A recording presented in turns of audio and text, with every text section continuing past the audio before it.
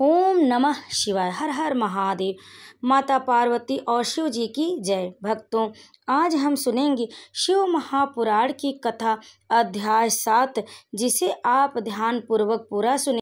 भक्तों, यह शिव पुराण की कथाएं हमें भगवान शिव के प्रति हमें आस्था को बढ़ाएगी, भक्ति को बढ़ाएगी। तो भक्तों, आप प्रतिदिन हमारे चैनल पर शिव पुराण की कथाएं अवश्य सुनें और हमारे चैनल को सब्सक्राइब करें, वीडियो को लाइक करें, शेयर करें और कमेंट में हर हर महादेव लिखकर आप इस कथा का अंत तक श्रवण करें। ब्रह्मा जी कहते हैं, देवर्षि, जब नारायण देव जल में शयन करने लगे उस समय उनकी नाभि से भगवान शंकर की इच्छावश एक उत्तम कमल प्रकट हुआ, जो बहुत बड़ा था।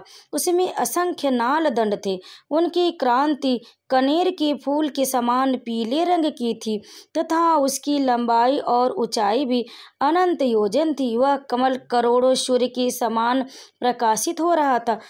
सुंदर होने के साथ ही संपूर्ण तत्वों से युक्त था और अत्यंत अद्भुत, परम रमणीय, दर्शन के योग्य तथा सबसे उत्तम था। तत्पश्चात कल्याणकारी परमेश्वर शाम्ब सदाशिव ने पूर्ववत प्रयत्न करके मुझे अपने दाहिने अंग से उत्पन्न किया।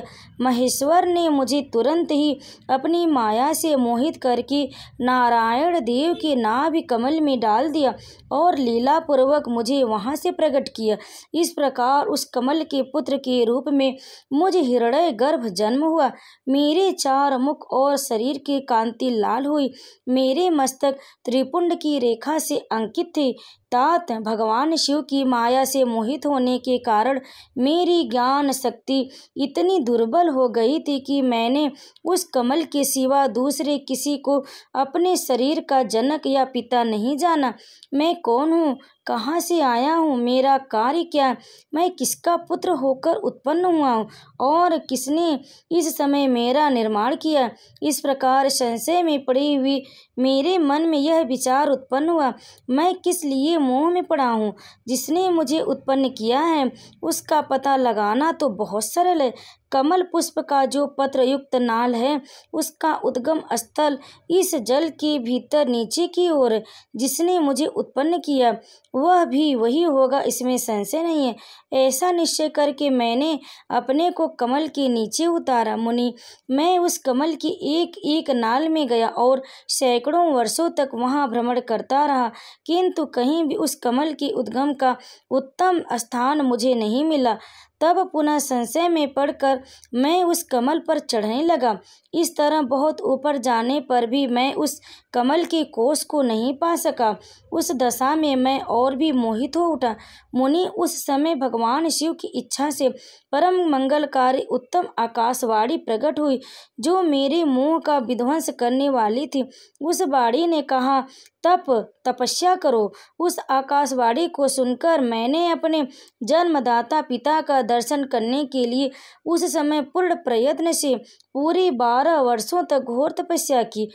तब मुझ पर अनुग्रह करने के लिए ही 4 भुजाओं तथा सुंदर नेत्रों से सुशोभित भगवान विष्णु वहां सहसा प्रकट हो गए। उन परम पुरुष ने अपने हाथों में शंख, चक्र, गदा और पद्म धारण कर रखे थे। उनके सारे अंग सजल जलधर के समान श्याम क्रांति से सुशोभित थे। उन परम प्रभु ने सुंदर पीताम्बर पहन रखा था। उनके मस्तक आदि में मुकुट आदि महामूल्यवान आभूषण शोभा पा रहे थे। उनका मुखराबिंद प्रसन्नता से खिला हुआ था। मैं उनकी छवि पर मोहित हो रहा था। वे मुझे करोड़ों कामदेव के समान मनोहर दिखाई दिए। उनका यह अत्यंत सुंदर रूप देखकर मुझे बड़ा आश्चर्य हुआ। वे सांवली और सुनहरी आभा से उद्भासित हो रहे थे।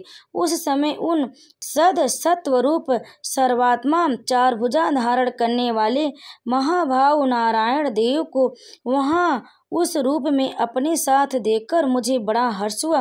तदंतर उस नारायण देव के साथ मेरी बातचीत आरंभ हुई। भगवान शिव की लीला से वहाँ हम दोनों में कुछ विवाद छिड़ गया। इसी समय हम लोगों के बीच में एक महान अग्नि स्तंभ ज्योतिर्लिंग प्रकट हुआ। मैंने और श्री विष्णु ने कर्म के ऊपर और नीचे जाकर उसके आधत्व का पता लगाने के लिए बड़ा प्रयत्न किया, परंतु हमें कहीं भी उसका ओर छोर नहीं मिला। मैं थक कर ऊपर से नीचे लौट आया और भगवान विष्णु भी उसी तरह नीचे से ऊपर आकर मुझसे मिले। हम दोनों शिव की माया से मोहित थे। श्री हरि ने मेरे साथ आगे पीछे और अगल बगल से परमेश्वर शिव को प्रणाम किया। फिर वे सोचने लगे कि यह क्या वस्तु है, इसके स्वरूप का निर्देश नहीं किया जा सकता, क्योंकि न तो इनका कोई नाम है न कर्म ही है। लिंग रहित तत्व ही यहाँ लिंग भाव को प्राप्त हो गया। ध्यान मार्ग में भी इसके स्वरूप का कुछ भी पता नहीं चलता। इसके बाद मैं और श्री हरि दोनों ने अपने चित्त को स्वस्थ करके उस अग्नि स्तंभ को प्रणाम करना आरंभ किया। हम दोनों बोले, महाप्रभु, हम आपके स्वरूप को नहीं जानते। आप कोई भी क्यों ना हो, आपको हमारा नमस्कार है। महेशान, आप शीघ्र ही हमें अपने यथार्थ रूप का दर्शन कराइए। मुनि श्रेष्ठ, इस प्रकार अहंकार से आशिष्ट हुए हम दोनों ही वहाँ नमस्कार करने लगे। ऐसा करते हुए हमारे 100 वर्ष बीत गए। ओम नमः शिवाय। भक्तों, आगे की कथा अगले अध्याय में अवश्य सुने। तब तक आप सभी पर भगवान शिव, माता पार्वती कृपा सदैव बनी रहे। हर हर महादेव। ओम नमः शिवाय।